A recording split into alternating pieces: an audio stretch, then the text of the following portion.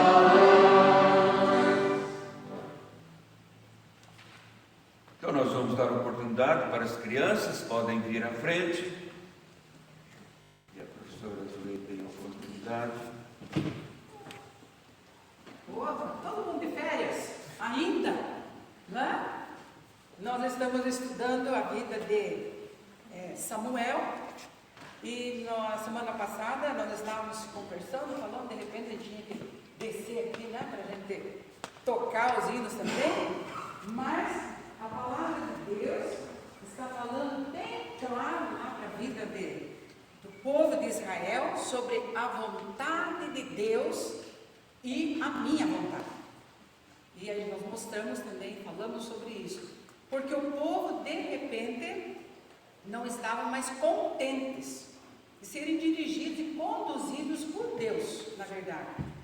Porque eles pediram alguma coisa. Se nós tivéssemos mais crianças aqui, eles poderiam conversar, né? Eles estavam pedindo o que agora? Vamos ver se a Débora sabe falar. O que eles estavam pedindo? Não estavam pedindo nada. Eles estavam pedindo agora um rei. Muito bem. Eles queriam agora um rei. Então nós falamos que muitas vezes nós também temos as nossas vontades e que essas vontades nossas não é a vontade de Deus. Mas como que eu vou saber então qual é a vontade de Deus? Como que eu vou saber? É quando nós estamos estudando a palavra dele, lendo a palavra dele. E aí nós vamos estar escolhendo esse caminho. E hoje nós vamos ver Então, quando Samuel fica muito triste. Por quê? Porque eles pedem um rei. E Samuel achou assim: não estão mais gostando de mim. Que coisa triste. E ele procura a presença de Deus e fala para Deus: o que é que o povo está pedindo? Um rei. Ele disse: eu acho que as pessoas não querem mais saber de mim, Senhor. E Deus disse: não é de vocês que eles estão não querendo mais, mas é de mim. Eles estão se afastando de mim. Eu lembro de umas coisas, muitas vezes, até com o pastor, né? O pastor prega, ensina, aí tem pessoas que dizem assim: não gosto do pastor.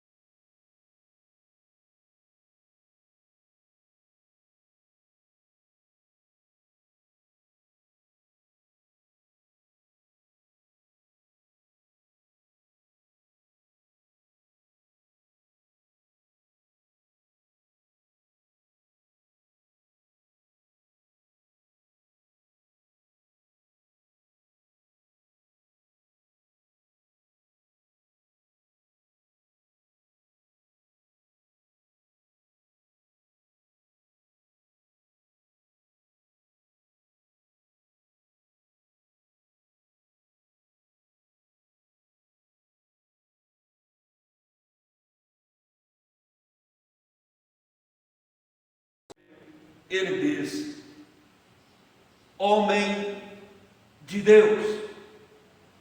Ele considera assim Timóteo, o jovem, e chama Timóteo de homem de Deus. Por quê? Homem de Deus é um grande título que nós encontramos nas páginas do Antigo Testamento. Moisés, por exemplo, é dito que ele é o homem de Deus. Quando nós lemos lá em Deuteronômio, ele é chamado Moisés, o varão de Deus. Os profetas foram assim chamados. Elias, por exemplo, é chamado também um varão de Deus. Samuel é assim também considerado um varão de Deus, e muitos outros que nós temos no Antigo Testamento, servos na liderança do povo de Deus, foram chamados assim, com esse título, um título.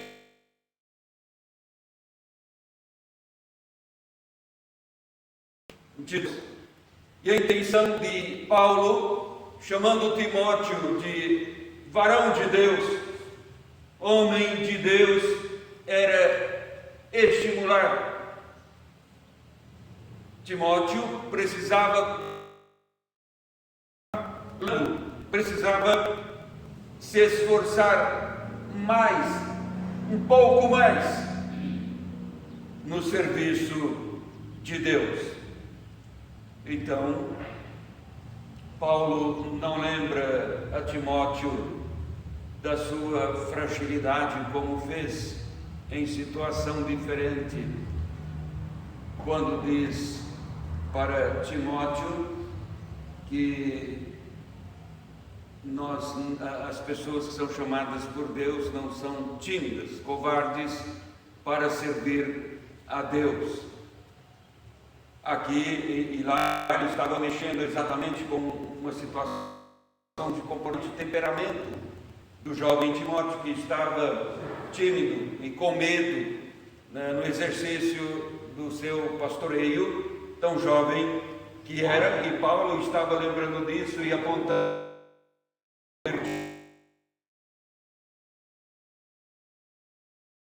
sua fragilidade. Ele não lembra, Timóteo, dos seus pecados do passado, na juventude, então? Não. Ele poderia falar: olha, agora você tem que vencer, tem que corrigir tais vícios em sua vida, mas ele deixa tudo isso de lado, porque seria desanimador para Timóteo.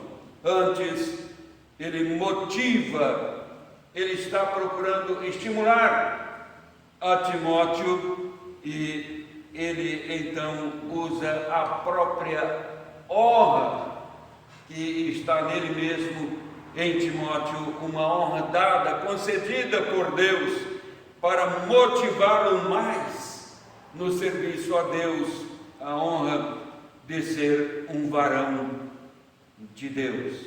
Era para Timóteo, então, extrair do próprio íntimo dele a lembrança de que ele era uma pessoa que caminhava sob o poder, sob a direção de Deus, e Deus sabia disso muito bem e jamais deixaria de ampará-lo, mas ele precisava esforçar-se no serviço cristão. Interessante, irmãos, porque a forma cristã de motivar os outros não pode ser trazendo à lembrança o passado humilhante. Lembra? E começa a falar das coisas ruins para o cristão, para dizer, às vezes até com a intenção de firmá-lo mais no presente em Cristo Jesus. Começa a trazer lembranças que nada ajudam, mas deve sempre apontar para o futuro certo, o futuro que é tão brilhante e poderá ser um futuro a realizar-se com os esforços para honrar o nome de Deus, sempre firmado na promessa do próprio Deus. Essa forma de tratamento, então, que o apóstolo Paulo dá aqui a Timóteo, nos é muito pertinente, irmãos, ao iniciar este parágrafo no final desta carta. É uma forma que ele dá no seu tratamento para impulsionar, para motivar, estimular Timóteo, varão de Deus. Então ele daria assim um ânimo para Timóteo realizar o serviço na obra do Senhor, não por outras razões, mas porque ele é varão de Deus. Isto basta.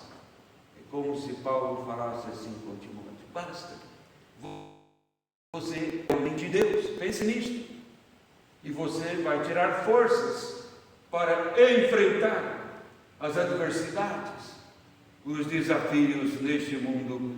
Por quê? Porque você é varão de Deus. Veja bem, irmãos, de fato, este esforço no serviço cristão é um esforço que exige encorajamento, e a palavra de Deus está repleta de termos, de frases, de exortações para encorajar o cristão. Eis aqui porque todos nós somos chamados por Deus, pertencemos a Deus e somos então servos de Deus, e porque somos servos de Deus, nós achamos nesta verdade a motivação para darmos prosseguimento, desdobrando esforços no sentido da realização do serviço em Cristo Jesus. Mas este esforço para o serviço cristão também, irmãos, é um esforço que é privilégio somente daqueles que têm fé em Cristo Jesus. Olha o versículo 12, o que diz aqui o apóstolo: combate. Então, depois de falar homem de Deus, foge destas coisas a que se refere anteriormente, e aponta para o que deve ser, dizendo: você precisa ter este discernimento, você, homem de Deus. Chega no versículo 12, ele diz: então combate o bom combate da fé. De fato, se é um combate da fé, está aqui, irmãos, este é um privilégio somente para aqueles que têm fé em Cristo Jesus, não para outros. O apóstolo Paulo, ele dá um testemunho da própria vida como um servo, mas um servo que se esforçava muito no seu trabalho para Cristo Jesus. Na sua carta aos Colossenses, ele fala desse seu esforço quando escreve: eu também, ele diz, me afadigo. E não é a única vez. Nós poderíamos passear nas cartas do apóstolo Paulo e ver o quanto ele testemunha esta verdade em sua vida, de que nele há um esforço para servir a Deus. E aos Colossenses ele diz: eu também me afadigo, esforçando-me o mais possível, segundo a sua eficácia, que opera eficientemente em mim. Veja que há uma orientação aqui, é que o esforço humano do cristão pode de fato abrir caminho para a ação do poder de Deus. Mas veja bem, o esforço humano do cristão, não do não cristão. O esforço humano do cristão sim pode abrir caminho para a ação do poder de Deus. Ou seja, Deus usa de fato o esforço humano daqueles que creem nele. Então Paulo diz: por isso me afadigo, é um esforço, irmãos, incondicional que o apóstolo Paulo coloca aqui. Já Timóteo, ele diz: Timóteo, então, agoniza a boa agonia da fé. Esforça o bom esforço da fé. Ele diz: combate. Ele mesmo, Paulo, estava combatendo sempre, a ponto de, chegando na sua velhice, estando já bem velhinho, o apóstolo Paulo, e estava preso debaixo de inverdades a respeito dele, debaixo de falsas acusações. Ele não esperava nada mais deste mundo senão a morte. Ele estava dizendo: eu estou sendo como que oferecido em sacrifício, eu estou sendo como que oferecido por libação, ele diz na sua carta. Mas ele também diz: combati o bom combate, exatamente neste momento. Combati o bom combate. Isto significa que o cristão que combate o bom combate é o cristão que chega no momento em que depara com a morte. Ele pode fazer com segurança, com serenidade e tal, porque está treinado a esforçar-se tanto no serviço cristão, que agora nada poderia ser tão natural para ele enfrentar uma situação inteiramente rejeitada por todos, a própria morte. Combati o bom combate, porque sabe que é uma luta em Cristo Jesus, e enfrentar a morte é também um combate. Mas quem vai enfrentar com o bom combate, se não sabe viver o bom combate?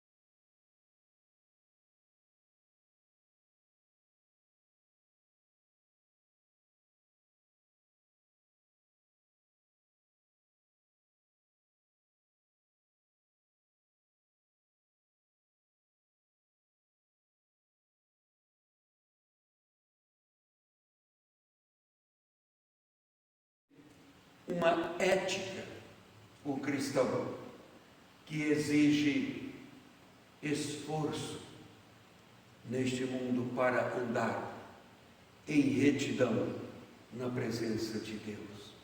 Irmãos, o maior exemplo de esforço nós encontramos na pessoa de Cristo Jesus para cumprir a obra salvífica, a obra redentora, no propósito. Esse esforço de Jesus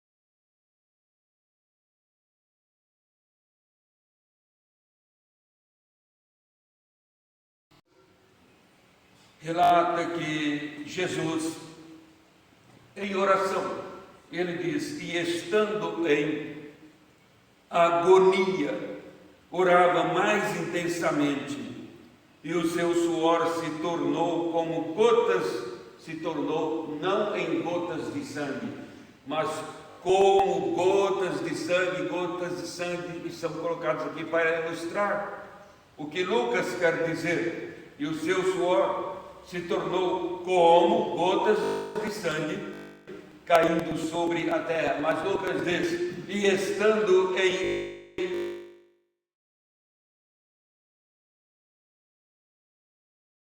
Paulo está usando para combate também, ou seja, a mesma palavra que Paulo usa para falar com Timóteo assim, combate da fé, a mesma palavra que Lucas está usando para Jesus em oração, lá no Getsemane. Ele uma luta intensa, uma luta espiritual.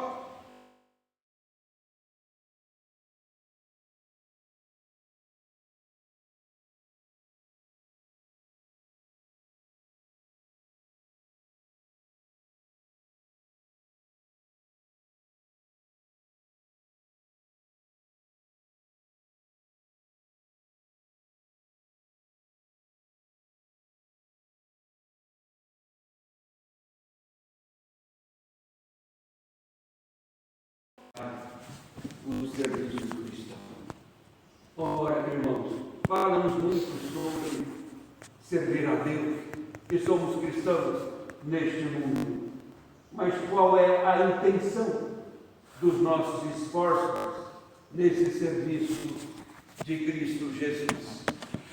Veja bem que este esforço, ele é um esforço que atende o que é um cumprimento, vamos dizer assim. Ele está nas nossas promessas diante de Cristo Jesus, porque Paulo escreve ainda na parte seguinte do verso 12, ele diz: combate o bom combate da fé.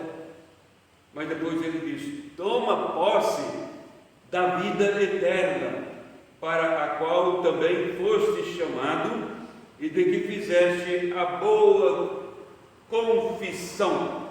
Ele diz: e de que fizeste a boa confissão perante muitas testemunhas, perante a igreja. Então o apóstolo está trazendo aqui uma boa lembrança para Timóteo e para todos os cristãos.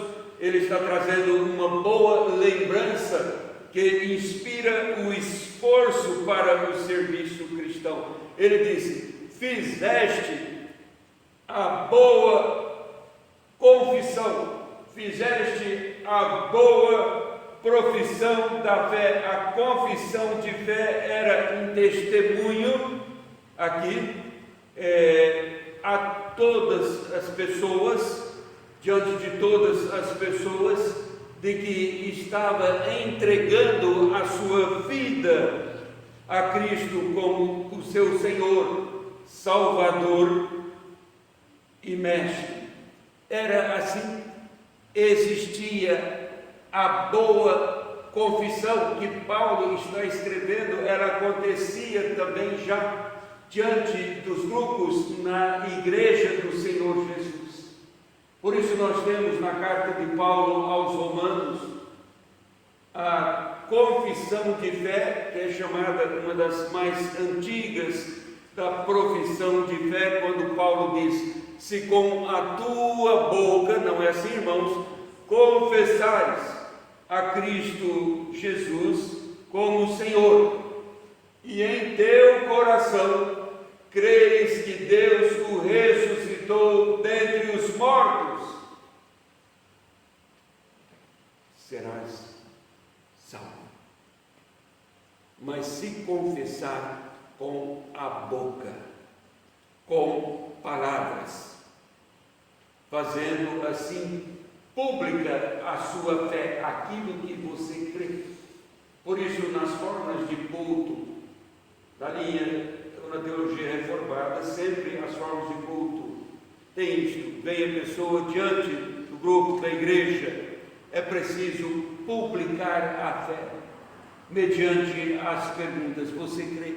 Você crê em Cristo? Você crê no Espírito Santo? Você crê em Deus Pai? Você crê? Você crê? Sim, eu creio. E Paulo está lembrando Timóteo: você fez assim. a boa confissão.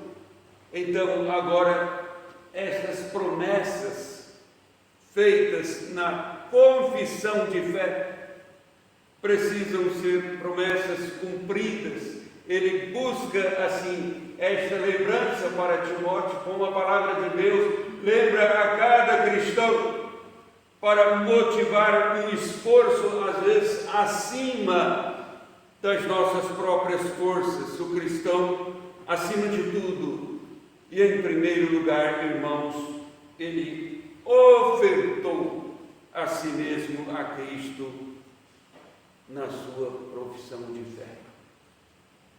Se isto for mentira, então está perdendo o tempo com Cristo Jesus. Mas se for verdade, é preciso desdobrar esforços ainda mais para cumprir, para realizar o serviço cristão. Então, irmãos, como não nos esforçarmos para cumprirmos a vontade de Cristo? Então, combate, Timóteo, diz Paulo, o bom combate da fé, porque esta fé você já professou. Há testemunhas ao seu redor da sua confissão de fé. Serviço cristão neste mundo, meus irmãos, sem esforço, é um serviço que jamais se pode realizar. Não tem jeito. Esta história de depois eu faço, dando prioridade somente às coisas, os valores transitórios nesta vida, então o serviço cristão não se realiza. É preciso olhar para a confissão de fé com uma certa desconfiança e precisa reparar, precisa corrigir tal conceito. Querer então realizar um serviço cristão sem esta confissão da fé, querer realizar o serviço cristão sem o esforço que a confissão de fé exige, é como não realizar o serviço cristão sem o esforço da nossa parte, é como ser o sal insípido, que o próprio Jesus mesmo falou. Ora, se o sal for insípido, para nada presta, senão para ser lançado fora e pisado pelos homens. O sal continua sendo sal, mas não tem sentido algum. O sal continua sendo sal, mas não tem efeito algum. Cooperação sem esforço é assim também. É como sal sem sabor. Paulo fala a Timóteo, então, dessa maneira: combate o bom combate da fé. Parece bonita a frase, nós decoramos, nós falamos, nós sugerimos, mas nesta frase, o seu conteúdo fala mais fundo ao nosso coração, à nossa alma, de que precisamos nos esforçar um pouco mais como igreja neste mundo. Combater é esforçar-se, combater é agonizar-se, mesmo é lutar. Essa ideia de que ser cristão é ter uma vida facilitada neste mundo é uma ideia que não surge das páginas sagradas, é uma ideia que não procede. É só olharmos a história do cristianismo. O cristão, ele tem que ser mais esforçado do que o não cristão neste mundo. Então, vamos ouvir sempre esta palavra do apóstolo Paulo, soando em nossa mente, alcançando o nosso coração. Combate, esforça, combate o bom combate da fé. Que Deus nos ajude. Amém. Amém. Irmãos, nós vamos cantar o hino 352, com tua mão segura bem a minha, 352.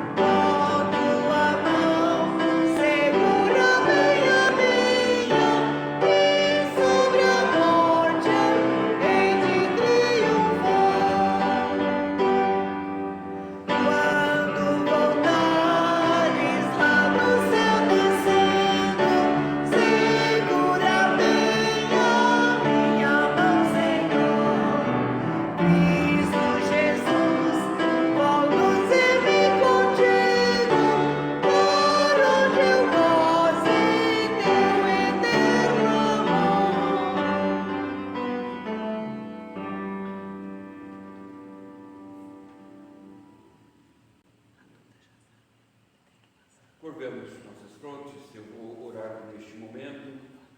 Eu quero, nesta oração, mencionar a jovem Ana. Ela está em casa, está se recuperando depois de ter ido ao hospital, mas está recuperando. Nós vamos estar orando por ela. E que bom que Marisa está conosco, meu Clóvis, né, de quando em quando eles aparecem por aqui. É o casal que nós lembramos sempre, porque estamos sempre no grupo em oração. Vamos continuar orando pelos irmãos também.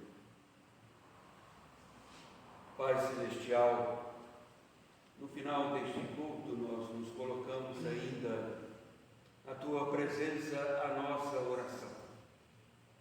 Fazemos assim com os corações agradecidos. Somos agradecidos pela saúde, pela segurança.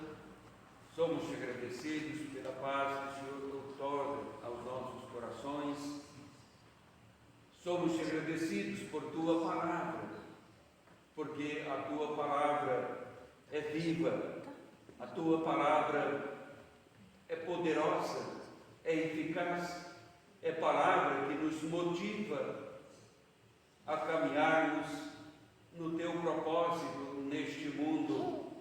Muito embora no mundo tão persuasivo, nós queremos sempre viver à luz da Tua vontade e somos supridos por Tua graça, por Tua presença, pelo que somos te agradecidos, ó Senhor.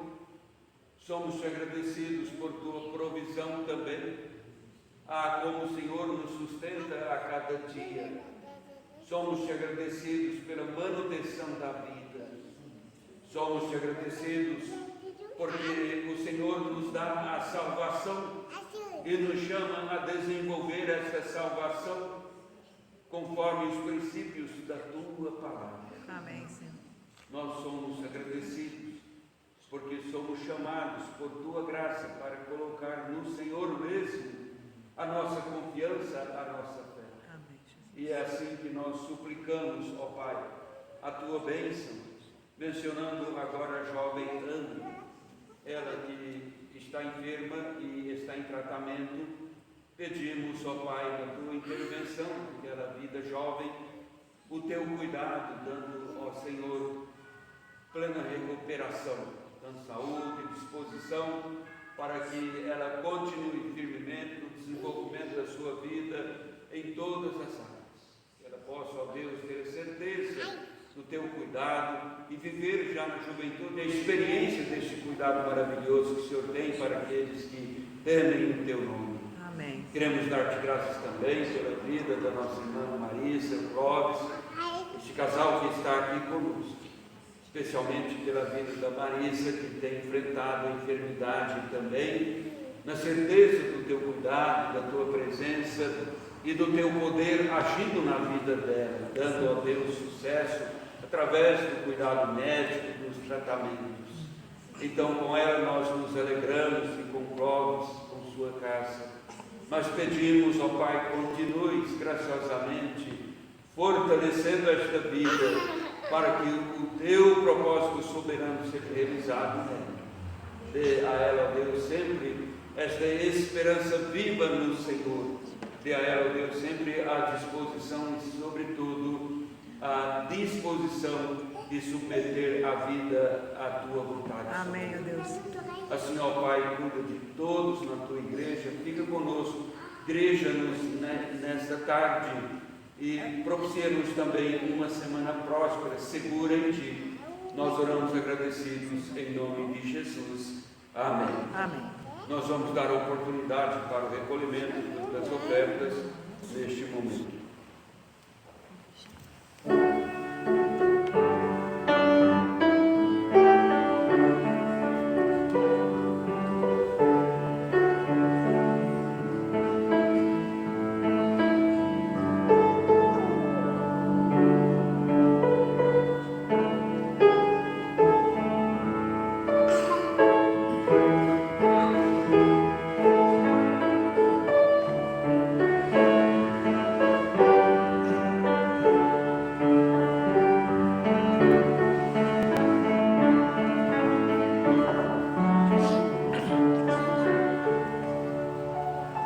Convido a igreja a pôr-se em pé para cantarmos o hino 181 e então estaremos depois entrando a bênção para encerrarmos o culto com a minha igreja.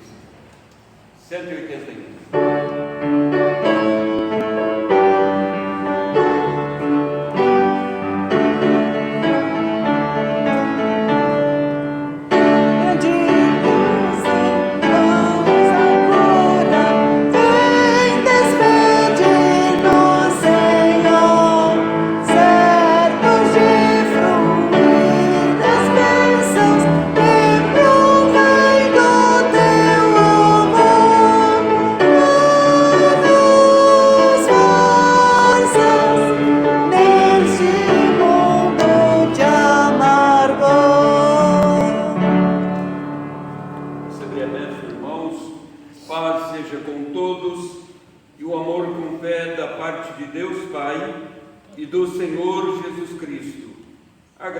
Seja com todos que amam sinceramente o nosso Senhor e Salvador Jesus Cristo. Amém.